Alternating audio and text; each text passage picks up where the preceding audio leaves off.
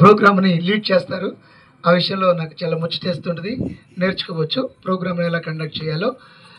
ఆ తర్వాత మన గ్రామ సర్పంచి చెల్లి నిడమర్తి సౌజన్య గారు, అలాగనే మా స్నేహితులు, ఆత్మీయులు, నా యొక్క ఆప్తులు నిడమర్తి నాగేశ్వరరావు గారు, జాషువా పాస్టర్ జాషువా గారు, నాయకుడు నాగేశ్వరరావు గారు, అలాగనే ప్రసాద్ గారు. నాకు ఇప్పుడే తెలిసింది అక్కడ ఉపదేశంగా పనిచేస్తున్నారని. చాలా సంతోషం. మీ అందరికి కూడా వందనాలు తెలియజేస్తున్నాను. మీరు రాజుగారి మనవరాలువా? అదే మీ నాయనమ్మ ముఖం కనిపిస్తుంది. ఇవి చాలా స్వీట్గా పడేవు నాన్న. కాకపోతే నువ్వు గుడ్డు పాలు తాగాలి అమ్మా. గుడ్డు తిని పాలు తాగు, అప్పుడు లావుగా ఉంటావు. సరేనా? అప్పుడు ఇంకెక్కువగా ఎనర్జెటిక్గా పడతాను. చక్కగా నీ వాయిస్లో చాలా ఇన్నోసెన్స్, ప్యూరిటీ కనపడింది అనమాట. దేవుడు అదే కోరుకుంటాడు. మంచిది నా రైట్. యాక్చువల్గా ఈరోజు సందర్భం చాలా బాధాకరమైన సందర్భం. అయినా 2 విషయాలు మీతో చెప్తాను. నా పర్సనల్ లైఫ్లో ఈరోజు ఒక ప్రత్యేకత ఉందన్నమాట అండి. యాక్చువల్గా ఈ కార్యక్రమం, ఈ ప్రత్యేకత వల్ల నేను 4-5 ఏళ్ళ నుంచి, ఈరోజు 4 సంవత్సరాల నుంచి ఈ అకేషన్ మిస్ అవుతున్నాను అనమాట అండి. అదేంటంటే యాక్చువల్గా నేను 90లో రక్షించబడ్డాను, యేసుప్రభుని నమ్ముకున్నాను. ఆ తర్వాత 93 నుంచి నేను కళాశాల విద్యార్థిగా ఉన్నప్పుడు దేవుని సేవ చేస్తున్నాను.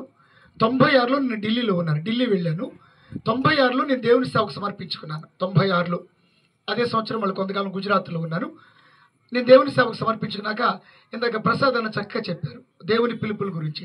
దేవుడు నన్ను సేవకు పిలిచిన తర్వాత 97వ సంవత్సరం జూలై 6వ తారీఖు నాడు నేను మొట్టమొదటిగా దైవ సేవకుడిగా సేవ ప్రారంభించిన రోజు అనమాట అండి. ఈ రోజుతో నేను సేవలోకి వచ్చి 28 సంవత్సరాలు పూర్తయిపోయినాయి అనమాట అండి. ఈ 28 సంవత్సరాలు సందర్భంగా ప్రతి సంవత్సరం జూలై 6 మాకు నా సేవా వార్షికోత్సవం మా ఆత్మీయ సహోదరి బిడ్డలందరూ కూడా జరిగిస్తారు.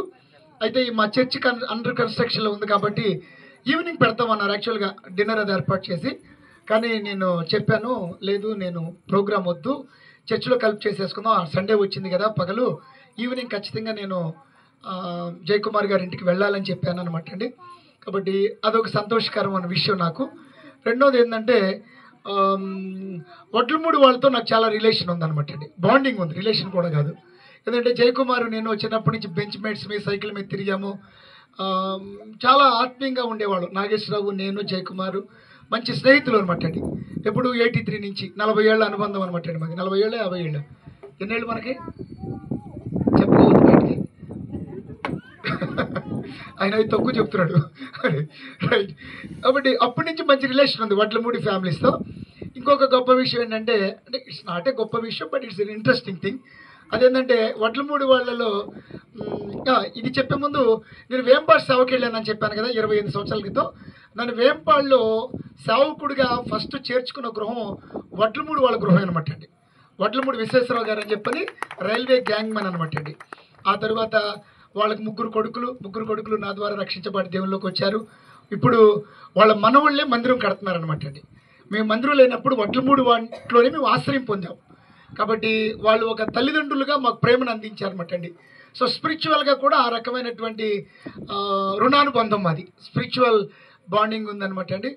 ఆ తర్వాత ముందుగా వడ్లమూడి వాళ్ళ పెళ్ళిళ్ళు నేను ఏం చేశాను చెప్పనా? వడ్లమూడి వాళ్ళ పెళ్ళిళ్ళు 7 పెళ్ళిళ్ళు చేశాను నేను.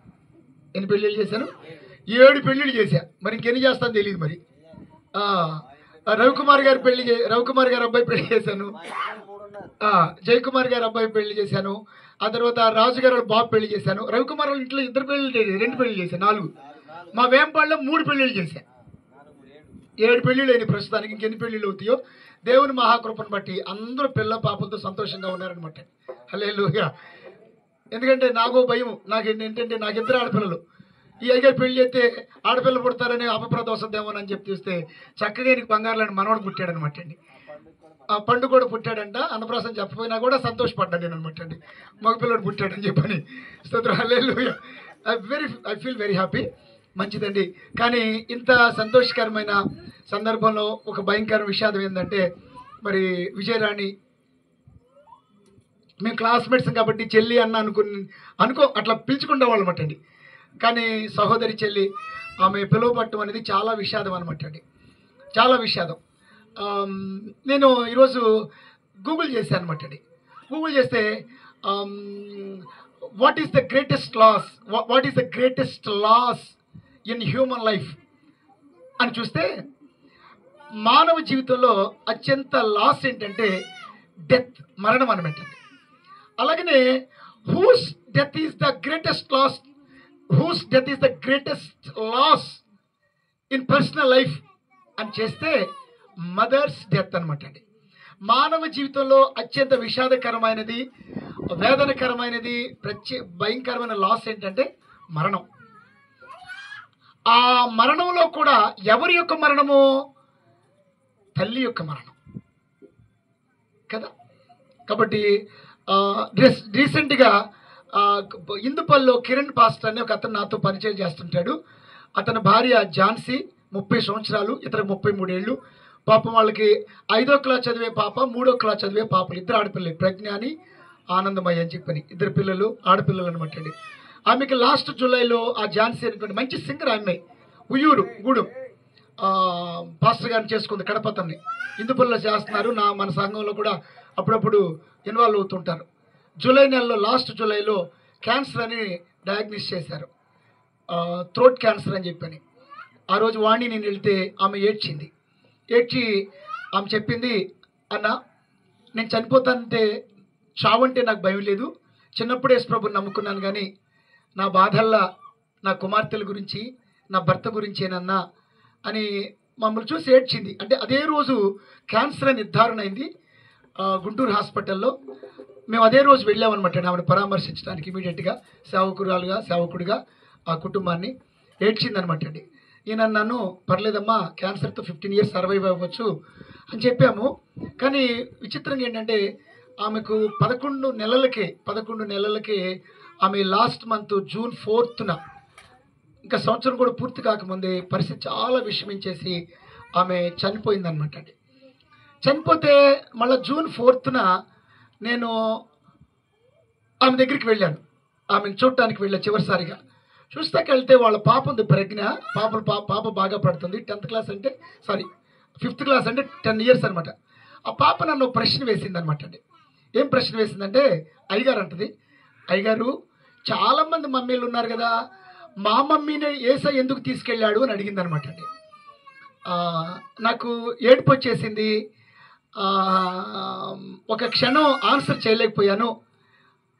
ఆ పాప తలనిమిరి ఒక మాట చెప్పాను, అమ్మా అందరు మమ్మీల కంటే మీ మమ్మీ అంటే యేసయ్యకి చాలా ఇష్టం, అందుకే మీ మమ్మీని తీసుకెళ్ళాడు, యేసయ్య దగ్గర ఉంది కదా అని అన్నా అనమాట అండి.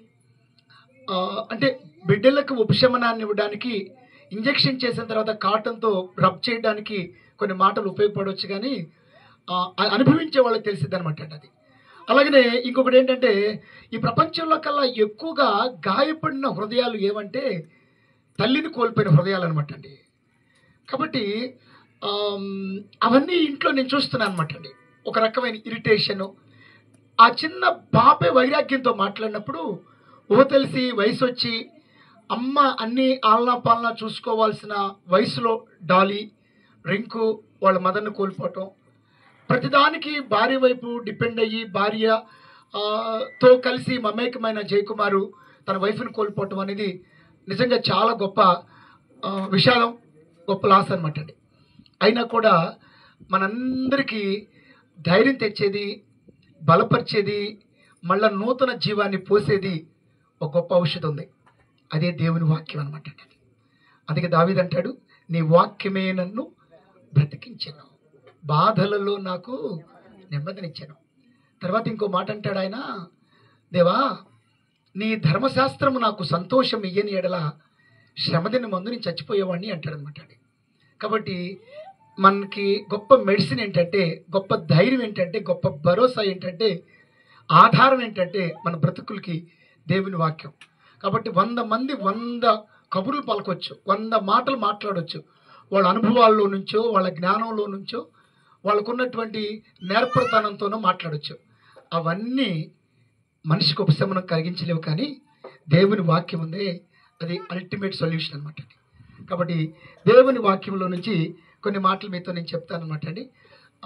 మీ అందరికీ బాగా తెలిసిన విషయం అనమాట అండి. కొరింథీ రాసిన మొదటి పత్రిక 13:13లో ఒక మాట ఉందనమాట అండి. ఏముంటే చెప్పండి అది. సరే, మిమ్మల్ని ప్రశ్న నేను మొదటి కొరింథీ పత్రిక 13:13లో ఒక మాట ఉందనమాట. నేను చదువుతానండి. జయకుమార్ గారు చెప్తుంది కరెక్ట్.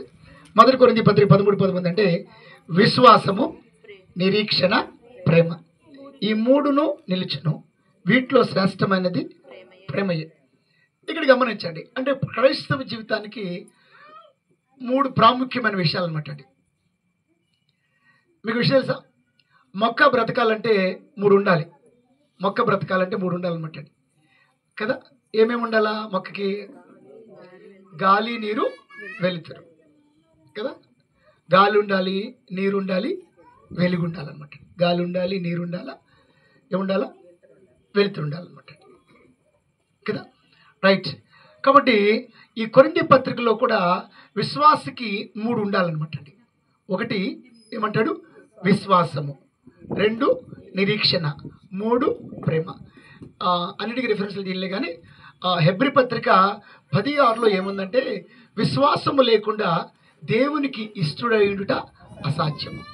కాబట్టి దేవుణ్ణి ప్రసన్నం చేసుకోవడానికి, దేవుని దృష్టిలో మెప్పు పొందడానికి, దేవుని చేత నీతిమంతులుగా తీర్చబడటానికి, దేవుని రాజ్యంలో ప్రవేశించడానికి, నిత్య జీవానికి వారసులు అవ్వడానికి మన భక్తో, మన నీతో, మన ధర్మ కార్యాలు, మన క్రియలో కాదు. మీకు విషయం తెలుసా? మనం కొత్త నిబంధన సంఘంలో ఉన్నాం. మనము ధర్మశాస్త్ర మూలముగా నీతిమంతులుగా తీర్చబడ్డామా? విశ్వాస మూలముగా నీతిమంతులుగా తీర్చబడ్డామా? విశ్వాస మూలముగా నీతిమంతులుగా తీర్చబడ్డాం అనమాట అండి మనందరం కూడా. అందువలన faith is just like oxygen అనమాట అండి. కాబట్టి ప్రతి ఒక్కరికి ఏముండాలి చెప్పండి? విశ్వాసము. విశ్వాసం ఉండాలన్నమాట అండి. గొప్ప విషయం చెప్పమంటారా? ఎవరు పుట్టుకతో విశ్వాసులు కాదు, అది గుర్తుపెట్టుకోవాలా. పుట్టుకతో క్రైస్తవ్యం రాదు. మా తాత యాకోబు, మా నాన్న యేసురత్నం, మా అమ్మ మార్తమ్మ, అవన్నీ కూడా పిచ్చి మాటలు. విశ్వాసం అనేది ఎవరికి వాళ్ళు కలగాల. వినుట వలన విశ్వాసము కలుగుతుంది. అందువలన దేవుని యొక్క వాక్యం విశ్వాసము. మీకు విషయం తెలుసా? పౌలు గారి యొక్క చరమాంకంలో ఒక గొప్ప మాట పలుకుతాడు తిమోతి పత్రికలో. ఏమంటాడు ఆయన? మంచి పోరాటము పోరాడి తిని, నా పరుగు కడముట్టించి తిని. ఏం కాపాడుకున్నాడు చెప్పండి? I have kept my faith. విశ్వాసమును కాపాడుకున్నాను అంటాడు అనమాట అండి. అది చాలా ముఖ్యం. ఏం కాపాడుకోవాలి చెప్పండి మీరు? విశ్వాసాన్ని కాపాడుకోవాలి. డబ్బులు కాపాడుకోమైనా మరి వాళ్ళకి పోతే రేపు వస్తాయి. ఉద్యోగం పోయినా అందుకంటే బెటర్ ఉద్యోగం వస్తుంది. బట్ విశ్వాసాన్ని మనం కాపాడుకోవాలన్నమాట ఏ స్థితిలోనైనా కూడా. ఇక్కడ 2 విషయాలు చెప్తాను మీకు. ఒకటి ఏంటంటే, మరి పౌలు గారి పౌలు గారు హెబ్రీ సంఘాన్ని ఉద్దేశం ఏమంటాడు? నేను మార్నింగ్ యాక్చువల్గా నా పర్సనల్ స్టడీ అదే చేశా ఈ రోజున. హెబ్రీ పత్రిక 12వ అధ్యాయంలో ఏమంటాడు? విశ్వాసమునకు కర్త, దాన్ని కొనసాగించువాడైన యేసు వైపు చూచుచు మన ఎదుట ఉంచబడి పందెంలో ఓపికతో పరిగెత్తుదుము. కాబట్టి యేసు ప్రభు ఎవరు? విశ్వాసమును కర్త, దానిని కొనసాగించేవాడు. కాబట్టి మీకు చెప్పేది ఏంటంటే, చెల్లి విజయరాణి యేసు ప్రభు నందు విశ్వాసము కలిగిన బిడ్డగా కన్ను మూసింది. దేవునికి స్తోత్రం చెప్పాలి గట్టిగా. ఎలాగా? ఆమె ఏం కాపాడుకుంది చెప్పండి? విశ్వాసాన్ని కాపాడుకుంది. విశ్వాసాన్ని కాపాడుకుంది. మీకు సంగతి తెలుసా? ఖాళీగా ఉన్నప్పుడు చదవండి, మీకు తెలుసు. హెబ్రీ పత్రిక 11వ అధ్యాయం అంతా కూడా విశ్వాస హీరోస్ ఉండవు, హీరోస్ ఆఫ్ ఫెయిత్ అనమాట అండి. విశ్వాస యోధుల గురించిన పుస్తకం హెబ్రీ పత్రిక 11వ అధ్యాయము. వారందరూ ఏం కాపాడుకున్నారు? విశ్వాసాన్ని కాపాడుకున్నారు. ఒక అబ్రహాము, ఒక శారా, ఎంతో మహామహులు ఉంటారు. కాబట్టి చెల్లె విజయరాణి కూడా విశ్వాసిగా ఈ లోకంలో నుంచి ఆమె విశ్వాస యాత్రను ముగించుకుంది. స్తోత్రం చెప్పాలి గట్టిగా. కాబట్టి ఎవరు చెప్పండి ఏం కాపాడుకోవాలి చెప్పండి? మనము విశ్వాసం. రెండో విషయం చెప్పమంటారా? విజయరాణి అనబడిన సహోదరి, దైవజనురాలు, యాజకురాలు విశ్వాసాన్ని కాపాడుకుంది. మీకు సంగతి చెప్తా. పరిస్థితులు బాగుంటే స్తోత్రం స్తోత్రం హల్లెలూయా విశ్వాసం అనవచ్చు. కానీ పరిస్థితులన్నీ ప్రతికూలంగా ఉన్నప్పుడు, ఒంటి నిండా రోగాలు ఆవరించినప్పుడు, ఇంట్లో కష్టాలు ఆవరించినప్పుడు, నిందలు అవమానాలన్నీ కూడా మనలను తరుముతున్నప్పుడు విశ్వాసం కాపాడుకుంటామే, అది నిజమైన విశ్వాసం. ఇప్పుడు భార్యను కోల్పోయాడు జయకుమార్ గారు, తల్లిని కోల్పోయారు బిడ్డలు, కానీ విశ్వాసాన్ని కోల్పోలేదనమాట. చప్పట్లు కొడదాం ఈ కుటుంబం కొరకే. నేనేం చెప్తున్నానంటే ఈ కుటుంబము విశ్వాసము కలిగిన కుటుంబం అని నిర్ధారణ అయింది ఈ విషాదం ద్వారా. విషాదములో విశ్వాసం కాపాడుకున్నారు, వేదనలో విశ్వాసం కాపాడుకున్నారు, రోగముల విశ్వాసం కాపాడుకున్నారు, ఆఖరికి మరణ గడిలో కూడా విశ్వాసాన్ని కాపాడుకున్నారు. మన జీవితాల్లో మీరు విశ్వాసాన్ని కాపాడుకునే వాళ్ళు ఉండాలి. కష్టాలు వస్తాయి, నష్టాలు వస్తాయి, మరణాలు వస్తాయి, శోధనలు వస్తాయి, రోగాలు వస్తాయి. ప్రభు రావని చెప్పరా, ఆయన అందుకని అన్నాడు, లోకములో మీకు శ్రమ కలుగును, లోకమును జయించినది మీ విశ్వాసం అన్నాడు అనమాట. కాబట్టి ప్రియబిడ్డలారా, ఏముండాలి మన జీవితంలో?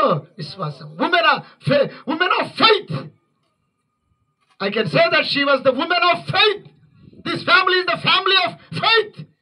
ఆమె విశ్వాసం కలిగిన స్త్రీ, ఈ కుటుంబం విశ్వాసం కలిగిన కుటుంబము.